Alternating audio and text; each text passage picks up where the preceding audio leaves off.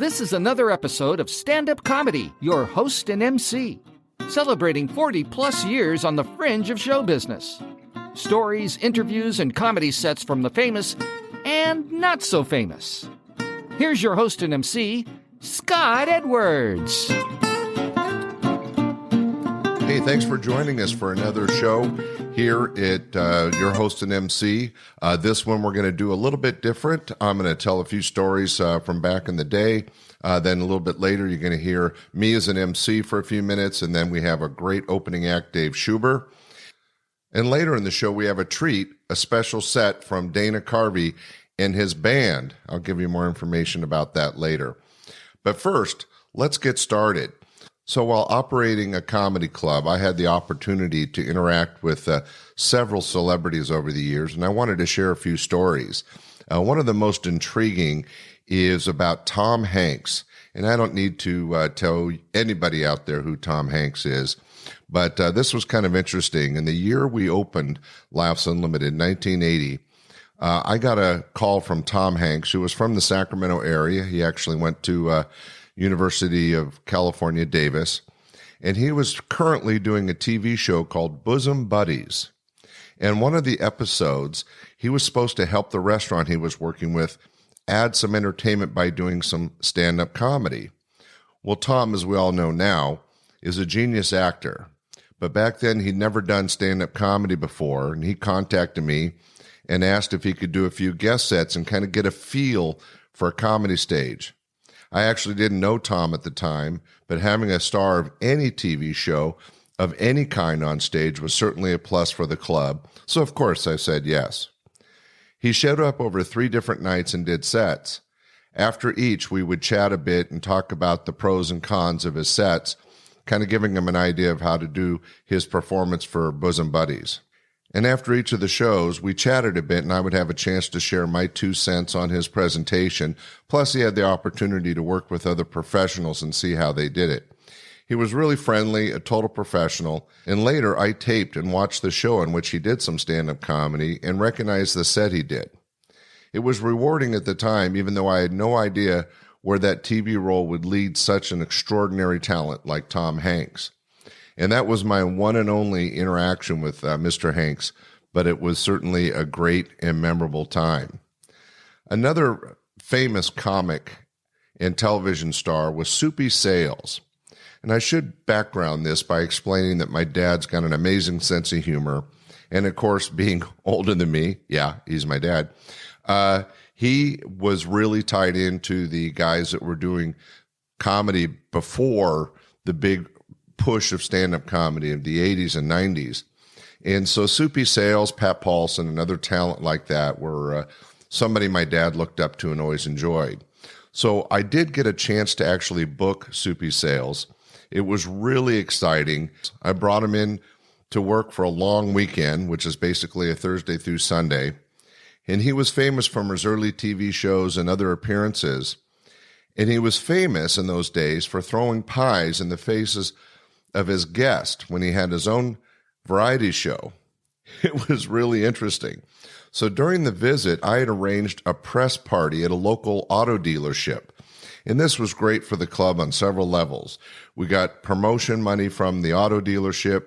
We got a chance to get Soupy Sales on a location where we were able to do a press event. We had the press come out. And Soupy, made some jokes about selling cars and it went over really well. But the real highlight of this interview in this time with Soupy Sales was right at the end. He hit me in the face with a pie. It was great. It was all on camera. The press loved it. And it tied right into what everybody knew Soupy Sales was known for, which was throwing pies at his favorite friends. Anyway, Soupy Sales was older then and very gracious. He enjoyed the fanfare that we afforded him. His act was a little old school, but the crowd that came to see him knew him, and loved seeing a comedy classic. And that was my experience with Soupy Sales. It was really amazing. Hey, right now I'm going to share with you some stand-up comedy. Our opening act today is Dave Schuber. He was out of the Bay Area. But before his set, you'll notice a few minutes of me as MC. This is from back in 1983. and you can kind of hear what it was like for me as a young man. I was 28 at the time, and new to comedy on stage, and some of the kind of set bits I did as an MC. Hope you enjoy it. So right now, let's sit back and enjoy a little comedy from San Francisco, David Schuber. Nice to have you with us. Two pretty young ladies, couldn't get dates, sitting up here by themselves. It's nice to have you with us. How you doing, huh? You don't like me? Well, that's okay. A lot of people are right with you. How you? You guys married over here? No, just using each other. Nice to have you with us. Kind of a common thing these days, huh? What else? Flowers on the stage? Is that an Easter flower or just a flower because you're hoping to get lucky tonight, or just nice flower? It's not even your flower. It is. It's yours. Okay. He doesn't seem to... He looks kind of pissed about it. I don't know. The charge... I can see you care about it a lot. It's sitting up here getting stepped on and stuff. That's nice. We do have a full bar. We have a new menu. New menu. This is great. Be sure to check this out. The Not So Macho Nachos. Chef Tomaine working very hard back in the kitchen with the cow sandwiches and the bird sandwich and the mystery sandwich. That's a good one. The Yolks on You salad sandwich is no longer here. It never was here, and we don't know why it's on the menu. The Thunderbird half bottle. A very special thing to order. However, we're out of it. So too bad for those people that can afford $1.38. And the quesadillas are new. Those are good. People are talking about those up and down the street and the alley all the time. What else is going on? We have a great show. Let me tell you about it. Our featured act tonight. You may have seen him. He was on TV all last year in a major series called One of the Boys with Mickey Rooney. He was the co-star of that series. A very funny young man. How about a nice round of applause? Dana Carvey is here tonight. Yes, indeed. Dana Carvey. Let's hear it. Yeah. What an exciting, vibrant crowd. Nice to have you with us. How many birthdays? Do we have any birthdays here tonight? And isn't there one? All right. Right here, too? They got like a group of 10 people here and a group of 10 over there, and you're out with him. What an exciting birthday, huh? What's your name? Okay, and we got a birthday here. Marlene. And... Lenny Allen. Alan Lenny. Isn't there one back there? Isn't that what all the gifts were for? Or did somebody just get pregnant or what? Did you see is it a birthday? Whose birthday? Sheila. By the way, we always recommend you come early or end up in the shitty seats like in the back there. No. Well, Sheila, happy birthday. Your balloons are fine. The cake was great. Okay, well, the cake was good. I don't know about that. I mean, I get that back.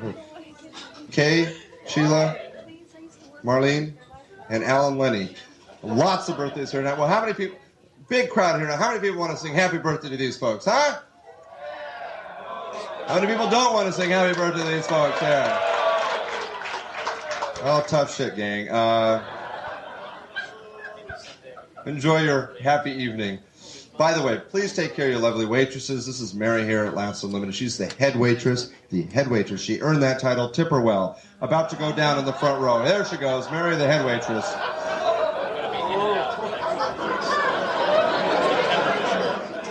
Was I lying? Look at that. Best tips of the...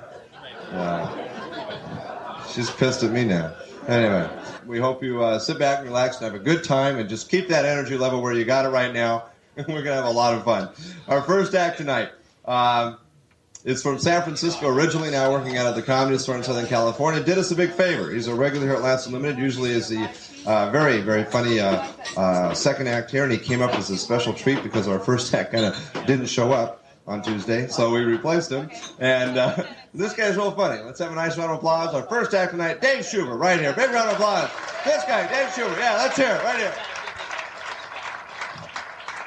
Hey, let's hear it for Scott Edwards, your MC. Hey.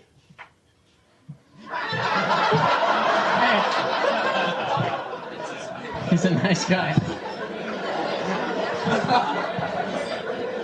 Hi, I'm the replacement. No, my name is David Schuber, like Scott said, because that's my name. And I have a car. Thanks. Now, if you have a car though, you probably hate when this happens when you're driving, because you're driving along, you come to a stop sign and you're stopped, and there's someone waiting across the road. Okay, so you're stopped, and they'll start going. Okay, but then they see you, so they stop. Okay, so you start going, then they start going. Like you stop, and then they stop. So you go like this. No, you go. They go. No, you go.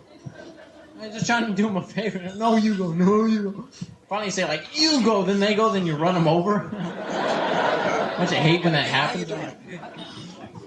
Nothing. This makes me mad. Is like when you're at a house with a group of people, and there's a young couple there, and they have a baby. They'll say this. They'll say, "You mind if we change a baby's diaper here?" Like in front of everyone in the room. Yeah. Hey, I don't mind at all. You mind if I spit up a phlegm ball? I moved into this neighborhood. I wasn't sure what kind of neighborhood it was, but like outside my apartment, there was this man attacking this woman, and I felt really bad. You know, I couldn't just sit there and do nothing, so I got this big stick that was in my place, and I went up there and I hit the person with it. You know, and because I knew it would diminish his sex drive if she was unconscious.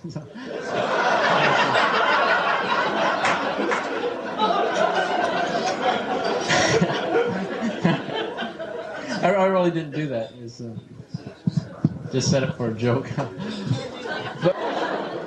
But you ever wonder how those guys get their jobs that work in that movie theater concession stands?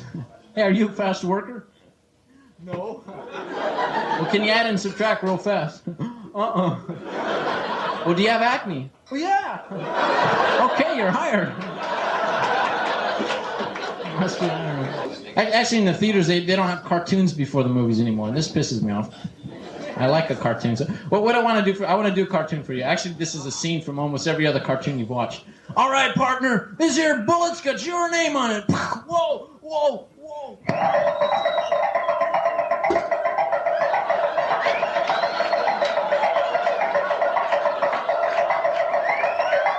Thank you. I made it myself. My dad showed me how. Yeah, I got into comedy because I didn't go to college, and actually I couldn't go to college because I couldn't find those cinder blocks to make bookshelves out of. I said, "Hey, I got the milk crates for records. Come on." Wouldn't let me in. But I know, so performing at night in clubs, sometimes the small talk will encompass the meanings of names. I say, "What's your name?" "I'm David." And I say, "David means beloved." And it's real corny, but it starts a conversation. How it works because like names all mean good things. If you look up in a name dictionary, they have positive definitions. And I thought if names had derogatory meanings, the whole scene would change. You know? "Hey, what's your name?" "Arnold." "Yeah, Arnold means butt liquor."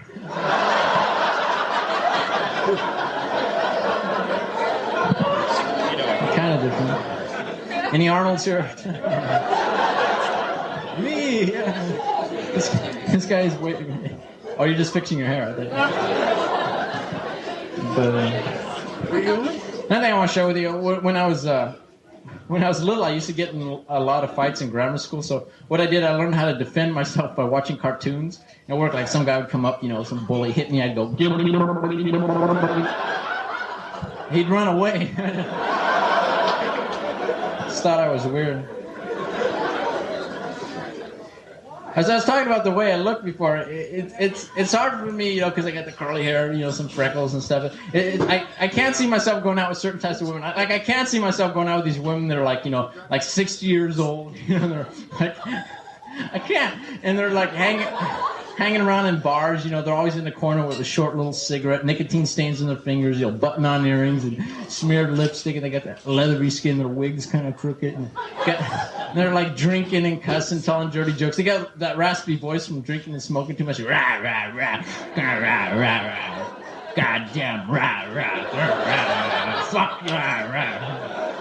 And I just can't say, you know, "Hey, Mom, meet my new girlfriend." "Nice to meet you, goddammit, rah, rah, rah. You know, at Easter dinner, you know, "Yeah, pass the turkey, won't you, Dave, honey? Turkey, fucking turkey, yeah. Dead bird, cranberries, cram them up your ass." No, my mom's not like that. My mom's also not like the stupid mothers you see in television commercials. You know, the little kids there. "What? Cool Whip instead of mashed potatoes?" "Oh, Mom, you retard." Then we used to, like, in school, they used to make us run around the field. I never got this. It's like the coach would make these little kids, run around this field and always be yelling, run, Schuber, run! Like, and I wouldn't run, And, like, the guys really into it would be running. Then some of the slower guys. Then, like, the fat guy and me. So that's how much I hated running. I'd rather keep the fat guy company because we shared the same philosophy on life, and that was that the coach sucks, So I'd be there walking, run, Schuber, fat guy, Schuber, run! I don't really mind running, but the only reason I didn't run was because I loved watching the coach lose, move it, get the lead out, move it, run! He's in a rubber room now somewhere. Why didn't Schuber run? Why didn't he run? They let him out to teach English, so it's okay. You ever hear of a dog napping? Now what this is where they'll kidnap a dog, hold it for ransom till the owners pay up. Now, like, works in a city when they take someone's pedigree dog that's worth a lot of money. And I always thought if they took some farmer, mangy old dog, he'd probably just, like, goof off with the abductors when they called for the ransom money. Hello? What? You got my dog? You're holding Bruiser ransom? Well, I don't care. No, I don't care. What? $300 for Bruiser? Well, before you buy him, yeah. Hey, you know how I got Bruiser? It was when it was raining cats and dogs. Yeah, he's the only one that didn't squish when he hit the driveway. Yeah, we're talking big old dog. What? You got him drugged. If they don't cooperate, you're going to put him to sleep. Hey, the pound tried that once. Yeah, he's really grouchy when he wakes up. I warned you, he's waking up now. Yeah. He's your partner's going to hit him with a baseball bat. Hey, ate your baseball bat, didn't he? Oh, no, ate your partner. That must be cycle 7 for big old dogs. What? Yeah, Bruiser's pretty in 2 ways. Pretty angry and pretty likely to stay that way. Yeah, that's angry, not angry. Yeah. What? Well, he's going for seconds, but watch out. Hello? Hello? Oh, hello, Bruiser? Good. Yeah, you come home now. Hey, you got their wallets? Good boy. Bye. You know what? Like, I have a bad memory, like a memory this bad, like a bad memory. And it's scary sometimes if you have a bad memory. The other day I was at home and I was reading a book, and I decided to go to the store. Okay, so I went to the store, and I came back and I was reading the book, and all of a sudden, like, my apartment door's opening. I think some strange guy's coming in my house, but then I remembered that I went to the store and it was just me coming back. So.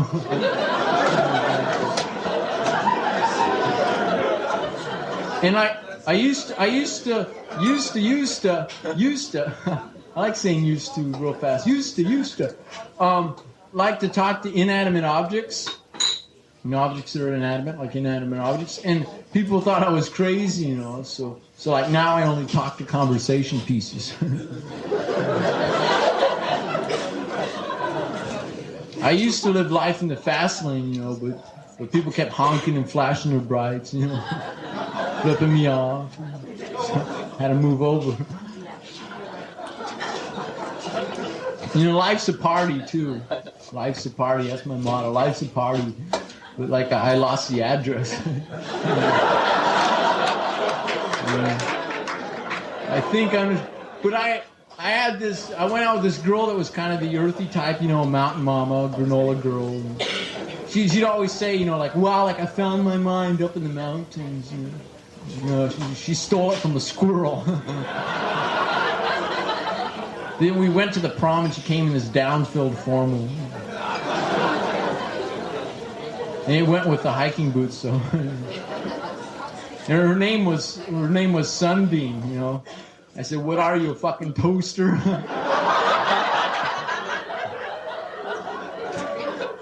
She kicked me with her hiking boots, leaving a permanent dent in my butt.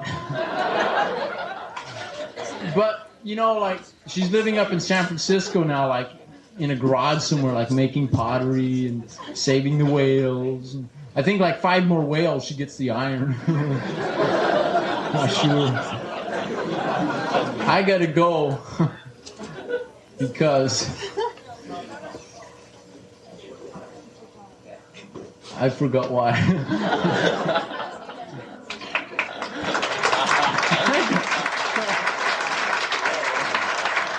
Okay, well, we hope you enjoyed that little bit of me and the set from Dave Schuber. Thank you to Dave for allowing us to record him back in those days. He is no longer in the business, but it was a real pleasure having him around as an opening act in the early 80s. Right now, we're going to take just a minute to appreciate our sponsor, DR Design. So after this, we come back with some more stories and a great little bit from Dana Carvey. So stay tuned. This episode's sponsor is DR Design and Remodel, flooring, tile, carpentry, and more. Located in beautiful Elk Grove, California at 10461 Grant Line Road, just off Highway 99 near Sacramento. They do amazing bathroom and kitchen remodels, from design to construction completion, totally professional in every way. Their showroom features beautiful fixtures, a wide range of flooring, and design ideas to boggle the mind. Their on-site design staff will guide you through to see your dream home come true. So call DR Design and Remodel at 916-269-0451 to set an appointment or visit their showroom today. We want to thank DR Design and Remodel for being our sponsor.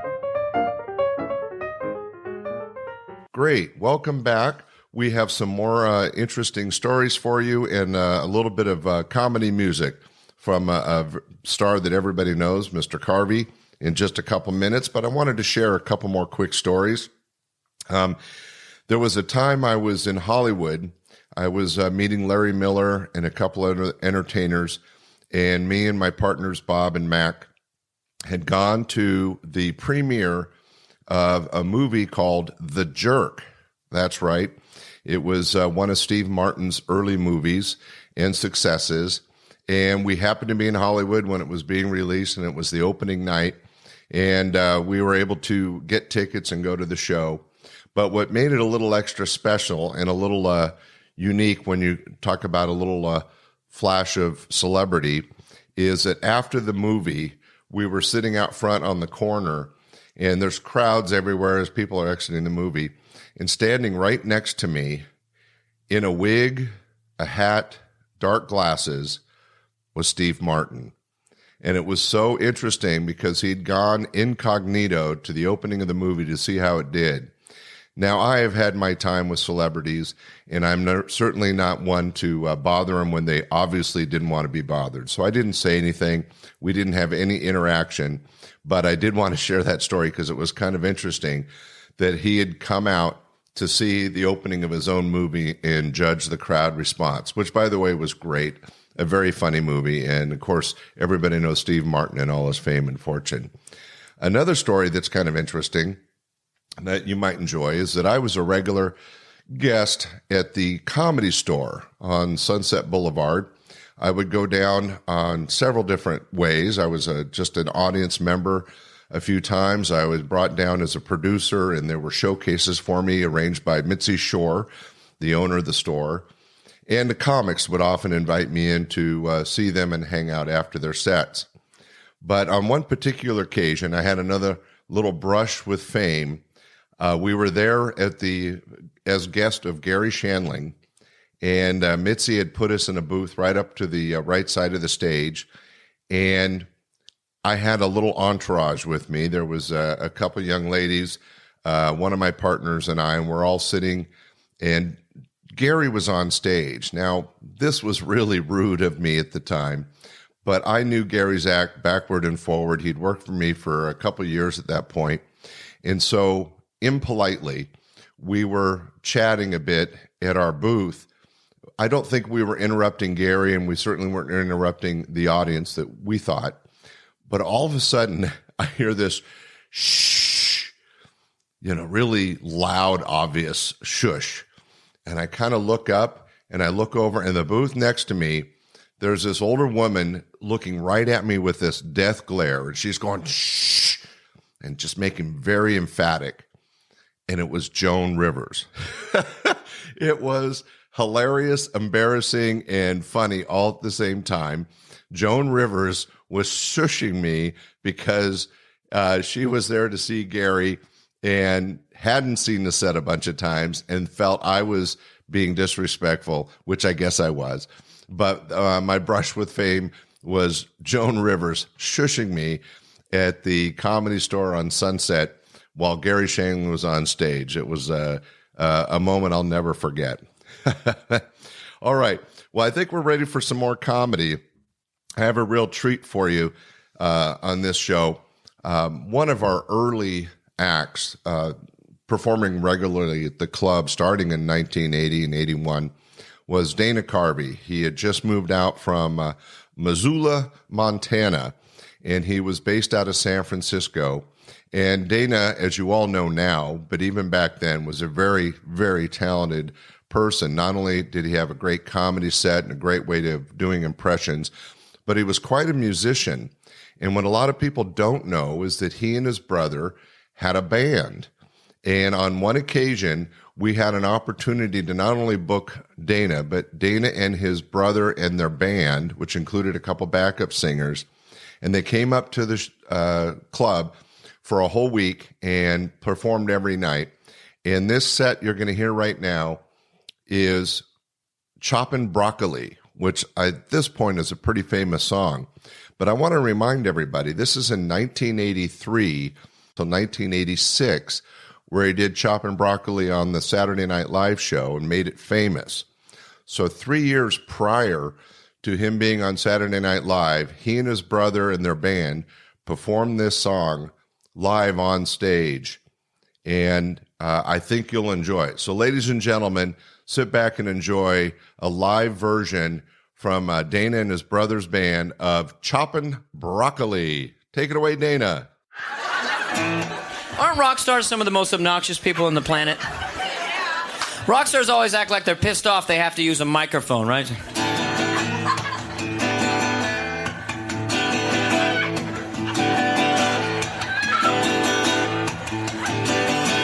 She said, let's see. She said, see.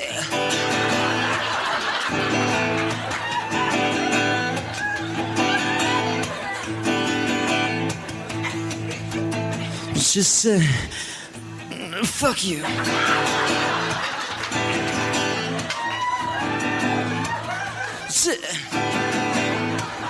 just want to walk up to one of those guys and go, excuse me, you're not that cool.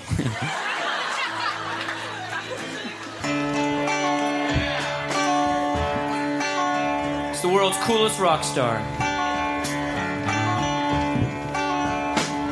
There's a lady I know.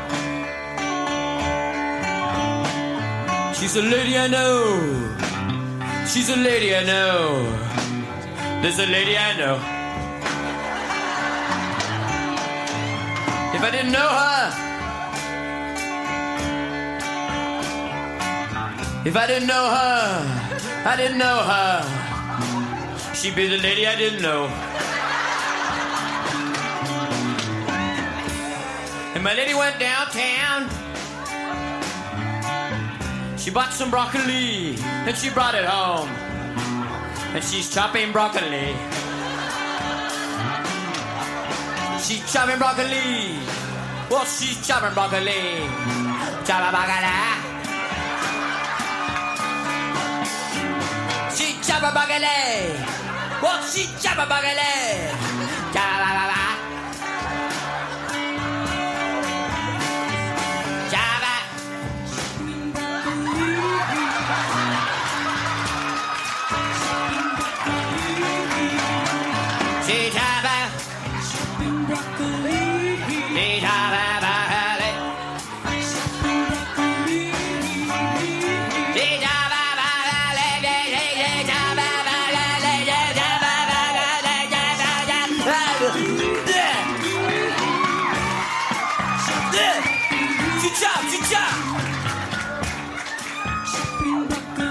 Okay, break it down. Break it in half. Break it down.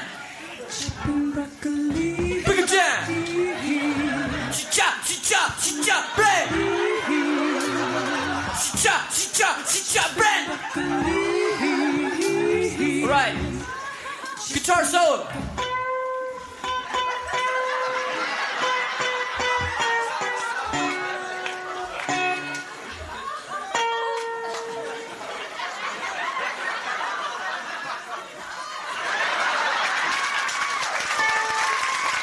Okay, it's just a band. I'm pissed.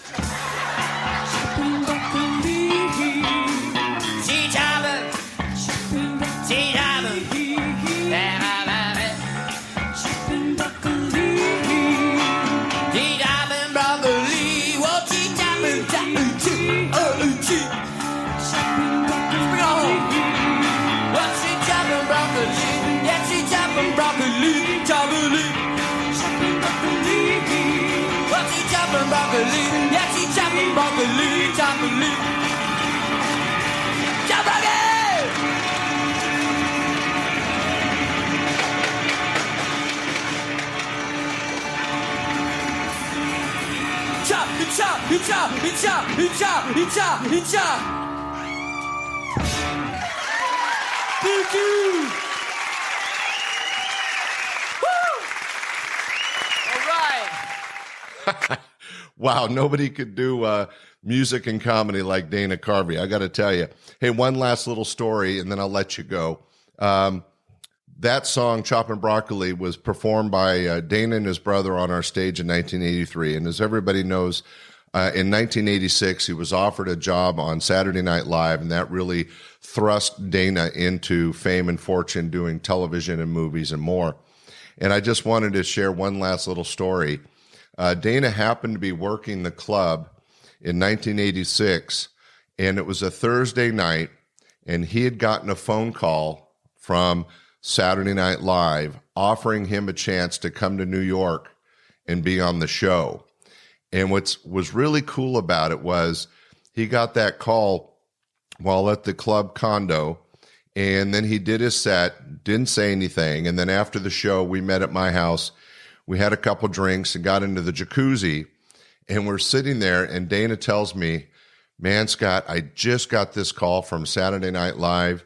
They want me back in New York next week. This is a great opportunity. And he was sharing it with me, and it was just happening right then. And what was interesting for me was that Dana, as talented as he was nervous and excited about the opportunity to perform in New York. What was really exciting was Dana was sitting with me in a jacuzzi over drinks and sharing with me the excitement of just getting this phone call from Lorne Michaels and Saturday Night Live with an opportunity to perform back in New York and be a regular on the show. And it was just the energy, the excitement. And poor Dana, he was so excited and at the same time scared to death. This was a huge opportunity, but a lot of pressure. And this was a young guy out of Montana that had just been performing in the San Francisco and Northern California area. And he had been noticed. And here he was getting an opportunity from Lorne Michaels to perform on really the nation's top comedy television show at the time, Saturday Night Live. And I was able to share that moment with him, and that'll forever be in my memories. Well, we hope you enjoyed the show, the comedy sets, and a little stories about some of my brushes with fame.